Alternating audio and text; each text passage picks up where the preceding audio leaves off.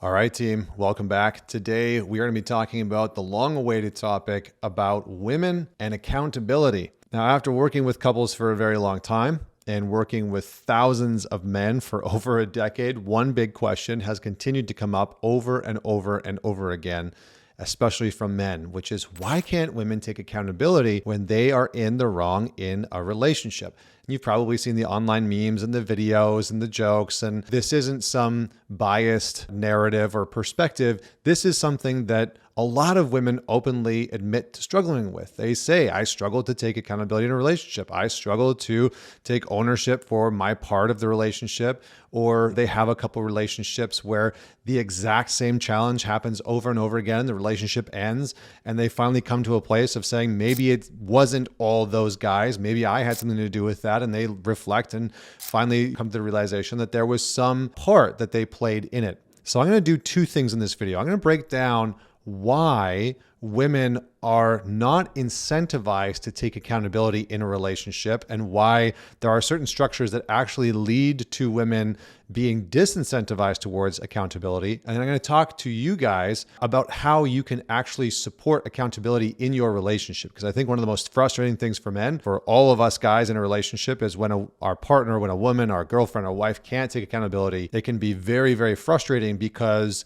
it can actually halt and diminish the connection and the intimacy and the growth and the progress of a relationship. And oftentimes men will take over accountability, which can lead to the perception that men are the problem in the relationship. Let's dive in. Why do women avoid accountability, and why do some women? Again, not all women. This isn't for every single one. So before, ladies, you start to go in the comments and tell me that you're the exception, and before I hear the not me's, assume, ladies, that I am not talking about you personally or directly. I'm talking about a generality. This isn't a universal, right? Not every single woman on the face of the planet struggles with accountability. This is about the ones that do. So first and foremost, there are different social strategies between men and women when it comes to status. So men gain social clout and men gain social status through accountability, through responsibility. And men who build themselves to take on more accountability, to gain more status, they are required to take accountability. And you can see this in the socialization of young girls and boys, where there is much more stricter punishment on boys. You can see this in jail times. You can see this in the stats and the data between men and women who commit the exact same crime. Men will be punished on average quite a bit more than women. There's a different expectation that part of being a man and part of being good at being a man is taking accountability, whereas women gain status through social cohesion. So it's less about accountability and it's more about agreeableness. And often this is at all costs. Men will attack issues directly with other men. So when there's a problem between men that are in a social group, they will force another man to take accountability, upholding moral or ethical rule, right? So if there's a guy in a group that's really stepping out of line or he's betrayed another man, usually that man will be confronted and he will be forced to take accountability, right? Men are generally the ones upholding rules, laws, ethics, values. It's not to say that women don't do that, but within our system, generally it is men who are holding other men and women accountable to ethics and morals and the rule of law. Whereas within women, when somebody steps out of line, the way to socially punish that person or keep that person in line is not always through direct confrontation and holding that woman accountable. It is often things like reputation attacks and slandering and gossiping that are deployed to try and get some type of social coherence or obedience or following the rules, however you want to frame that. The aim is similar between men and women, but the tools that are deployed are different. Men will use direct confrontation. They will use accountability. Women will generally use things, again, like I said, like reputation attacks or gossiping to try and have a woman that is maybe out of line or disconnected from the rest of the social group to try and sort of keep her in line. And so while men risk rejection from the group to uphold moral and ethical standards, the only time women will risk moral and ethical rule in order to stay in the group. And so you can see this within, like you have a group of teenage girls. It's very common that they will lie or bend the truth in order to try and fit into that social group where that is less common amongst young boys and men. The second thing that disincentivizes women to take accountability is what I call the patriarchy virus. And this patriarchy virus, I liken it to the idea of original sin. And this is the notion that, right, to Christians, everyone's born with sin. And there's a notion in certain parts of feminism that says that only men are born with original sin, aka every problem in society is because of the patriarchy, and every problem relationally is because of men. And because men are part of the patriarchy, they are, quote unquote, the problem. And the modern narrative that some women have adopted is that women don't need men and the world would be better without men. And so men are really put into this villain role, and this creates this predatory prey mentality or this victim and villain positioning where women are always in the victim position and men are always in the villain position, or women are always in the prey position and men are always in the predatory position. And when you have this type of dynamic set out, when you're in the prey position or the victim position, you don't have to be responsible for things that are going wrong because you are in the quote unquote position without power. And so relationally, what happens, depending on the woman that you're with, there can be this very large victim mentality, or there can be this mentality that men are more relationally wrong than women. And what that leads to is when conflict arises, the perception that the man is automatically and natively in the wrong. And so he needs to be accountable for his actions, his behaviors, his beliefs, the way that he talked. And women will kind of disengage, disassociate, that's maybe too strong of a word, but they'll distance themselves from the accountability because the perception is the men are in the wrong and they are always in the wrong relationally. Now, the last piece is an interesting one, and that's dependency. And you could look at this from an evolutionary standpoint, an evolutionary psychology standpoint, but women, or even just a social structure standpoint, women have really been and are still sometimes socialized to be more dependent on men, and specifically to be more agreeable.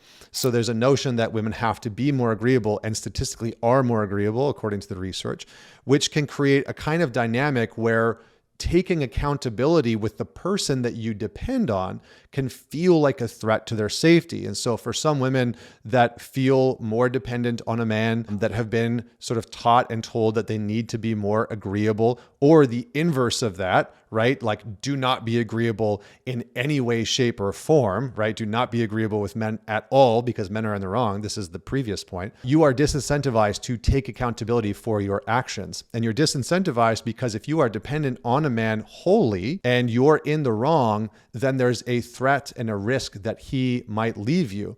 And so conflict, arguments, when you've sort of acted out of line, maybe said or did things that are harmful or hurtful to your partner or the relationship itself, there's a disincentivization to actually take accountability of that because of the fear of, if I take accountability for that, the person that I'm dependent on or the person that I need to be agreeable to might leave me. And that would cause a lot of shame and a lot of embarrassment and a lot of things that go along with that. And it becomes more complicated when, say, you're a stay-at-home and you rely on your partner, your husband or your boyfriend for financial security for you and your child. That all of a sudden amplifies this notion of, I have to be overly agreeable. I can't take accountability. If I do, like, what would happen? It might damage our relationship. And sometimes it's not even a conscious reaction. It is an unconscious protection response that's deployed by a woman who is afraid for the stability of her family. So with all that said, guys, let's talk about how do you actually hold a woman accountable in your relationship when maybe she is acting out of alignment with the agreements in your relationship, when maybe she is acting in a way that is damaging the relationship itself. It's not a personal thing to you. You're not trying to attack her or criticize her. It's just that there are things that are happening that you're like, this isn't okay for me. It's not okay for the relationship. And this is now hindering and hurting the relationship. The first thing is to stop trying to demand or overpower her into accountability. What a lot of men will do when a woman isn't taking accountability for her part in a conflict, in an argument, in some type of dysfunction in the relationship, they will immediately move to anger or aggressiveness, and they will try and either demand through logic and rationality, or they will try and dominate and overpower that woman into a kind of a submission into accountability. And this is very, very harmful for the trust between you and her. If she feels like you are trying to dominate her into submissiveness, into accountability, she will likely always fight back. And it will make it much harder for her to see her part because she will feel threatened by you, and as she should. So you have to move out of and see how you might be approaching the conversation around her taking accountability or her actions from a place of demanding accountability or trying to dominate her into accountability, which will never produce the result that you want. So where do you begin? You start by regulating. When something has happened, you need to begin by making sure that you are in a grounded and as calm place as possible in order to engage in the conversation around accountability with the woman that you are with. If you are dysregulated, if you are overly volatile, that conversation is not going to go anywhere, because that emotional volatility will be the thing that either she uses or becomes an excuse or becomes the thing that she's afraid of, that doesn't allow for the conversation about accountability to actually happen properly. The next thing is reinforcing that there is nothing wrong with her, and that her taking accountability or owning what has happened is not going to be a threat to the relationship. For a lot of women, what has happened in their life is that when a man has wanted them to take accountability, he's threatened the relationship. He says, if you can't own this, I'm out. If you can't do this, I'm out. And so the relationship becomes a bargaining chip that a man sometimes will use, or other women will use. Because again, women are sometimes afraid that men will deploy some of the same social tactics that women in their life has deployed, right? Because when a woman in social circles, when women don't act in the ways that other women expect them to, they will deploy social slandering, gossiping, reputational attacks in order to try and either push them out of the group or get their agreement, basically. So you have to reinforce there's nothing wrong with her. There's not something faulty or defective about her. And what you're talking about is not a threat to the relationship. Maybe it might feel like that in the bigger picture, but you want to reinforce, hey, I want to have a conversation with you about something that's not okay. Right? This isn't okay with me. Now, that doesn't mean there's anything wrong with you, and I'm not threatening the safety or the security of our relationship. Oftentimes, just stating that fact, there's nothing wrong with you, and this doesn't mean that there's anything wrong with our relationship or that there's a threat to our relationship, is going to put her physically, mentally, and emotionally at ease, where she can hear like, oh, okay, this doesn't, like, I don't need to defend myself because I'm broken or something wrong with me. And I don't need to worry about whether or not you're telling me that the relationship is over or that you want out. So that comes next. And then finally is talk about impact and potentially non-negotiables. Her actions, her behaviors. What was the impact on you? Again, from a grounded place, from a calm place, when she did or said or chose what she wanted to do, say, or choose, what was the impact on you personally?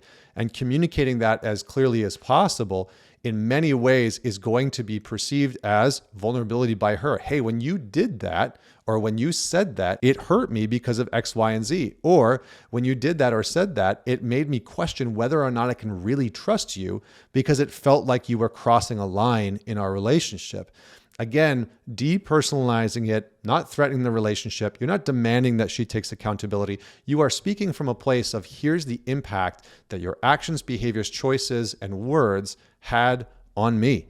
And when you do that, you are presenting to a woman, you are presenting to her the impact in a way where there's an opening, for her to take accountability by saying, oh, I understand. Oh, I get that, because you're talking about some type of internal impact. So let me know what you would add to this. If there's anything that you think was missed, I'm curious to hear your thoughts. Make sure you man it forward. Share this episode with somebody that you know will enjoy it. And don't forget to subscribe, hit the bell notification on Spotify, on YouTube, on Apple Podcasts, wherever you're tuning into us, because the show is everywhere now. And until next week, Connor Beaton signing off.